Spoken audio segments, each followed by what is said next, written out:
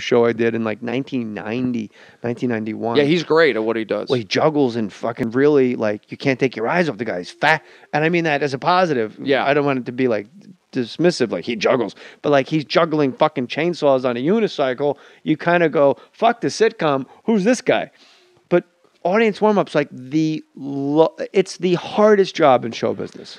Well, I stay away from the sitcoms. I've not done audience warm-up at a sitcom just because of that. Just I think the audiences are really, they're in from the church, they're middle of the road, and it's just a lot more pressure. I like doing the variety shows, the Best Damn Sports Show, the Comedy Central shows, not... That producer in the hallway, when the audience warm-up guy comes out with a complaint, the producer's knee-jerk response 10 times out of 10 is, we have to fucking get rid of this warm-up guy.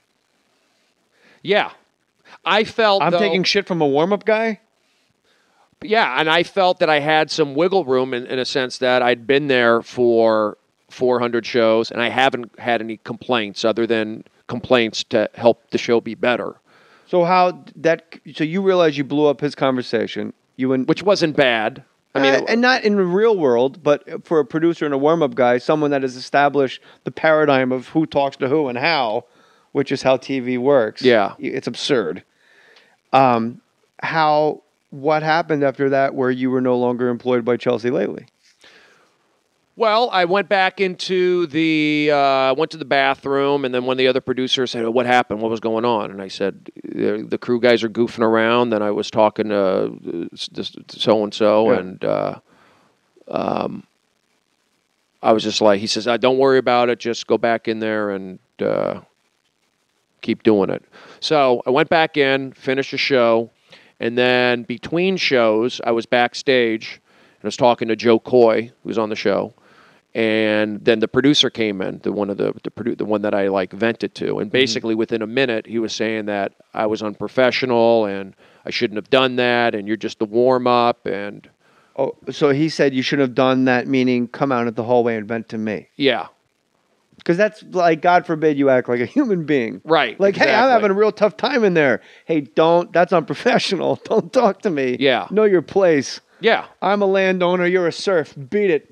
That's kind of what it was. Didn't go to college. Know the feudal system. I like surf. Peasant.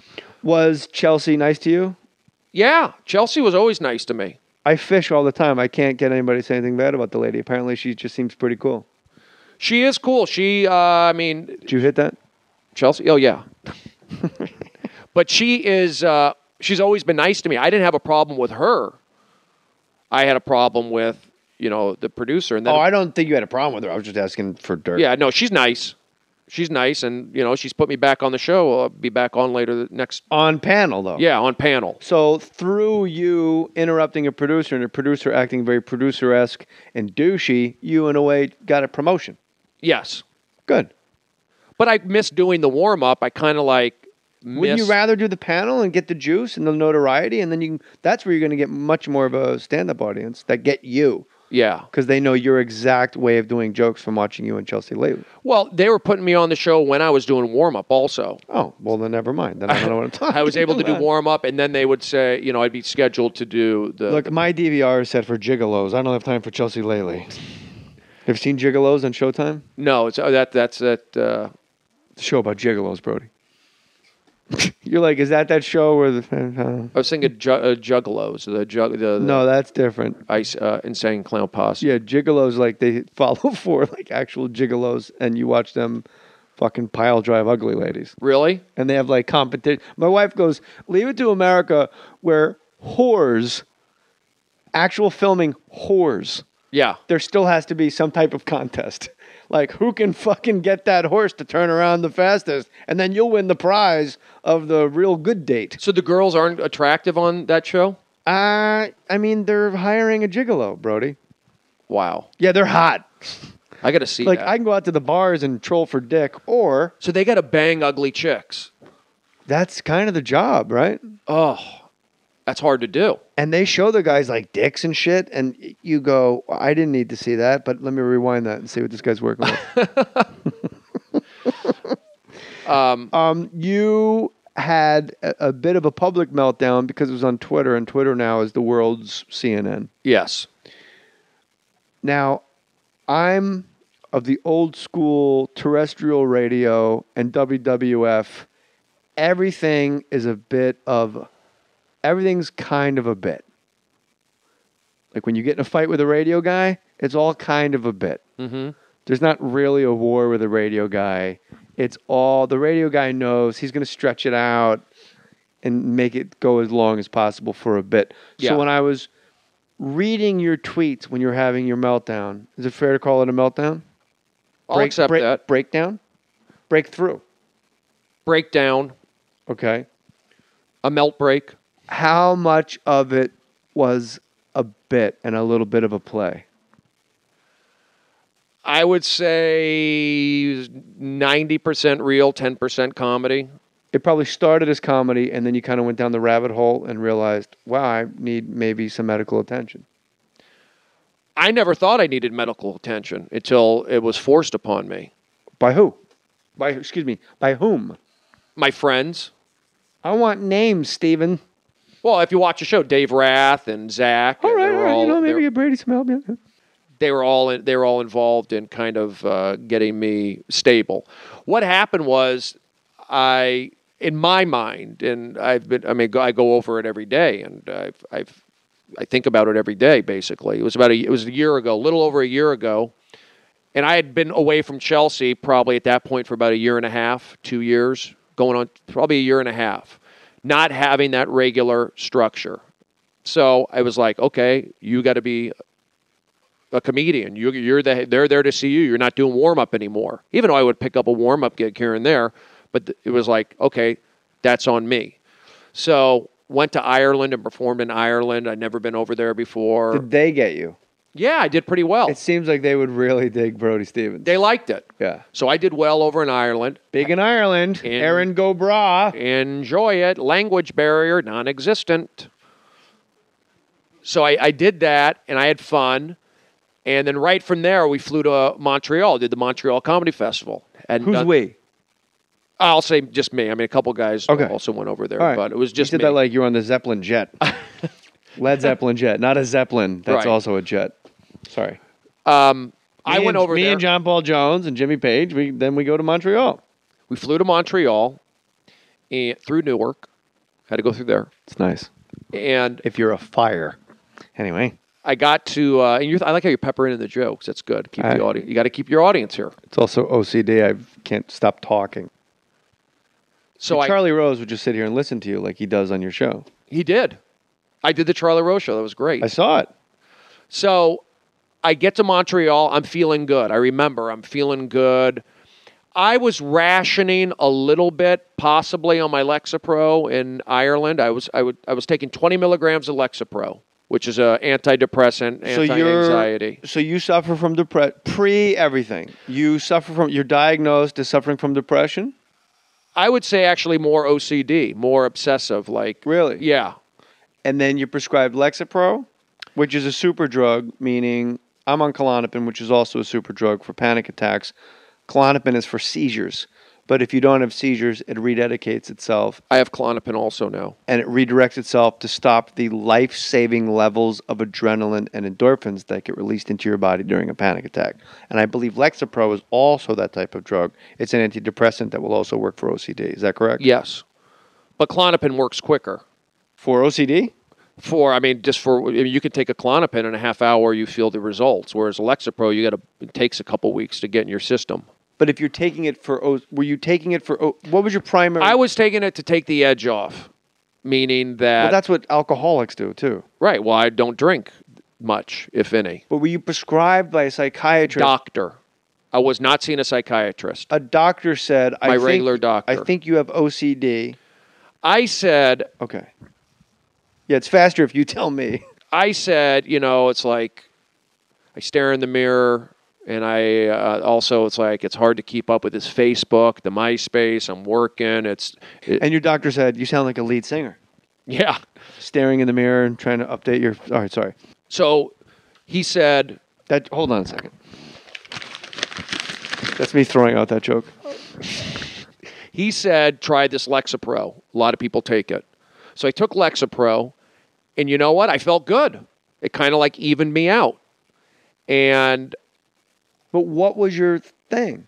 I wasn't feeling good. I would be depressed because I was obsessive. Okay.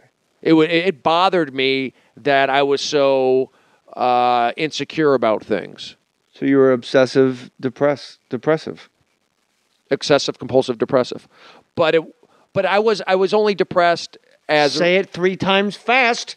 I was only depressed because of that. I didn't have like times where I'd curl up in the fetal position and sleep and all that. I mean, occasionally, once in a while, like in college or in high school, who hasn't had that? We're happen? leading into a breakdown, so maybe not. Maybe you actually had. Maybe that doctor nipped something important in the bud. So you were prescribed Lexapro at that time. Taking Lexapro. You're in Ireland. You take your Lexapro. Why were you rationing it? Because I wanted to get off it. Because I would. And I've done that before. I did it with Paxil. Did you ever try to get off? You ever been on Paxil? No. The worst ever. Right. Don't do it. The commercial for Paxil is a cartoon. I think it's because it would probably be medically unethical to show human beings on Paxil because it's so fucking bad for you. It's bad for Getting off Paxil, did you ever take Paxil? Did you ever take it? Like, I felt like, you know when you stand up too fast and you get lightheaded and you feel like you're going to pass out? Yeah. And the moment you have the thought of, wow, I'm lightheaded, I might pass out, you're exponentially more lightheaded. Yes. And then when you realize, wow, I'm way more lightheaded and then as that thought happens, you're like, I have tunnel vision, and then somehow you get your shit together. That would happen in like a bloop, like in a heartbeat, and it would go through my body like a pulse. And one thing they never tell you about Paxil is you can't come. And that's kind of important when you're married. Otherwise, your wife will go, what's wrong with me? That you can't... Right. I would make love to my wife, and she would be shorter when we were done. I mean, it was brutal and terrible. So Lexapro... You couldn't ejaculate, or it took a long time? I had times where I just couldn't at all. See, Lexapro has less sexual side effects. They leave that out of the Paxil commercials. Okay. Yeah, I stayed... I've not been on Paxil. You want to lose 10 pounds? Fuck until you pass out. Yeah. Paxil. So Lexapro, you wanted to get off it. Why did you want to get off it? It was working. I couldn't drink, really. I would go, if I went out drinking with my friends occasionally, I'd vomit after 3 beers. So then don't drink. Well, you're right. I think it's male ego. We don't like to say, I don't have control, I need help. So, because I pushed back with my psychopharmacologist.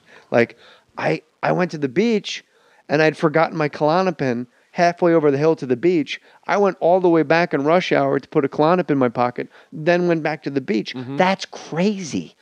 And she says, no, I had a great psychiatrist in New York, Dr. Noelle Taylor. She goes, if you had asthma that crippled you, and I gave you an inhaler that made you able to breathe, wouldn't you go back and get that inhaler? And I said, yeah. She goes, it's the same thing because you're a guy and it has to do with your mental health. Your machismo tries to take over because you want to fix it yourself and it makes you feel less than. Yeah. That may have played into it also. Excuse me, and I got super sidetracked and I made it about me. That's why I, in the past, had tried to ration. Well, mine was having to go pee all the time. Like I remember I had to get up like 2-3 times a night to go pee, couldn't drink, and maybe I also wanted to get off it because of that machismo stuff. So we went to Ireland. I think I was rationing a little bit, not much, and then I got to Montreal, and after a first day, I just started getting sick, and I had the flu, I had strep throat, and looking back on it, maybe that was just withdrawal. Could have been just going through withdrawal. I think that's just airline stuff. That was my feeling. So I don't think it's withdrawal. Lexapro is pretty gentle. But there's bad withdrawal in Lexapro, I heard. Yes, but you were rationing. Did you know Celexa is an exact mirror of Lexapro for the human brain? I was on that before. Isn't that fascinating? Yeah. I mean, I don't even know how they've come up with this stuff. Well, Lexapro is it just has less sexual side effects than Celexa. But the drug itself is a mirror reflection of the other drug. Like, oh, really? It's an exact... I don't know how to explain it the way she explained it to me. But it's... If you look at yourself in the mirror, how your right eye is your left eye, and it's that. And it's just that exact opposite approach. Same drug, really. Just that exact mirror opposite approach to the psychopharmacological. Does one work better than the other? It just depends on the person. I think a lot of it's psychosomatic too. I was asked once by Barry Katz, if you found out Klonopin was a placebo, what would you feel? And I'd say, I'd be thrilled. I wouldn't give a shit. Some people be like, yeah, probably be like, some people go like, I'd be pissed off. I wasted all the time and energy. I wasted time and energy being able to breathe on airplanes. So I wouldn't be mad at all. So you're in